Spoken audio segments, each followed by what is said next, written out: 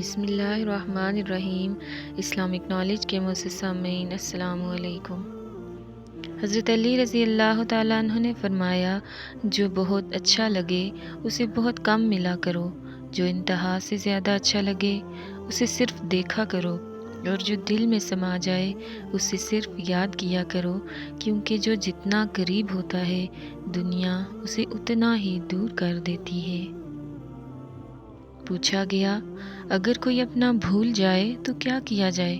فرمایا، کوئی اپنا ہو وہ کبھی بھول نہیں سکتا، اور جو بھول جائے وہ اپنا نہیں ہوتا۔ جب کوئی دوست تمہیں اپنا راز بتائے، یہ سمجھ لینا کہ وہ اپنی عزت تمہیں امانت دیتا ہے، اس میں کبھی بھی خیانت مت کرنا۔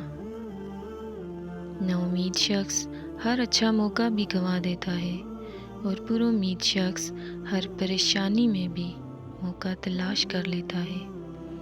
مشکلات ہمیشہ بہترین لوگوں کے حصے میں آتی ہیں، کیونکہ وہ اس کو بہترین طریقے سے انجام دینے کی صلاحیت رکھتے ہیں۔ ہر عبادت کا پتہ نہیں ہوتا کہ وہ قبول ہے کہ نہیں، مگر درود شریف ایسی عبادت ہے جو ادا ہوتے ہی قبول ہو جاتی ہے۔ کائنات کی سب سے مہنگی چیز احساس ہے، جو دنیا کے ہر انسان کے پاس نہیں ہوتا۔ جہاں سچائی اور خلوص نظر آئے وہی دوستی کا ہاتھ بڑھاؤ، ورنہ تنہائی تمہاری بہترین ساتھی ہے۔ جو بہترین کی خواہش ہو تو اللہ کی طرف دیکھو، اپنی خواہشات کی طرف نہیں، کیونکہ تم نہیں جان سکتے ہمارے لیے کیا اچھا ہے، مگر اللہ جانتا ہے۔ زیادہ سوچنا انسان کو ختم کر دیتا ہے، بس دعا کرو اور اللہ پر چھوڑ دو۔ دنیا کو سچا ہونے کی دلیل مت دو، بس یہی سوچ رکھو کہ اللہ سب جانتا ہے۔ مشکل وقت آ جائے تو کسی کا احسان مت لو، کیونکہ مشکل 4 دن اور احسان زندگی بھر کا۔ جو اللہ کے دیے ہوئے رزق کو کافی سمجھے وہ زندگی میں کبھی کسی کا محتاج نہیں ہوتا۔ کبھی کبھی ہم ہار جاتے ہیں، زندگی ہر پل تھکا دیتی ہے، بے بسی ہوتی ہے اور ہم ہوتے ہیں۔ تکلیفیں، اذیتیں اور غم پہلو بہ پہلو ہمارے ساتھ ساتھی بنتے جاتے ہیں۔ الفاظ کہیں کھو کر خاموشیاں تھما دیتے ہیں، اور پھر ان سرگوشیوں اور خاموشیوں میں دل چاہتا ہے کہ رب بس سن لے اور ہماری دعاؤں کو کن سے فیکون کر دے۔